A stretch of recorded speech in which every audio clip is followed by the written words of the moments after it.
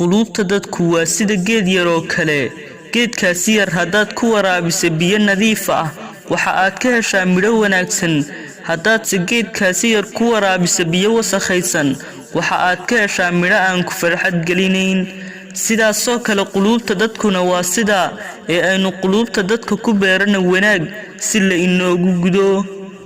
inagu dunida waynu ka tegaynaa oo kuma sii baaqi ahaanayno ee aynu wanaajina dhaqankeena si la inoogu soo xasuusto wanaageennii ku dadaal mar waliba sida aad uga farxin lahayd dadka ducafada ah oo aadna wax ugu sadaqaysan lahayd ilaa in sadaqadu waxa ay farxad gelisaa dadka oo dhane haddii aad aragto dadka oo ku dhibaataynaya keliya sabir oo u dhoola cadee waayo geedba geedka uu ka wanaagsan yahay ee uu ka midho fiican yahay ayuunbaa la tuuriyayaa oo la garaacayee si kastay u adag tahay inaad dulqaadataa haddana ku qasab nafsadda waayo dulqaadku waxa uu beeraa midho wanaagsanee qof kasta oo da'ah yacni qof weynahay ma ahin qof xikmad leh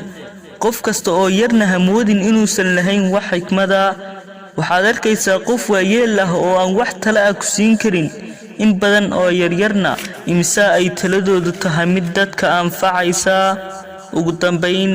si kasta oo ay maalmuhu isku gedgediyaan ha noqon ruuxay beddelaan noloshiisa taladaadana u dhiiba qaadirka kana rajo wanaagsan wasalaamu calaykum waraxmatullaahi wabarakaatuh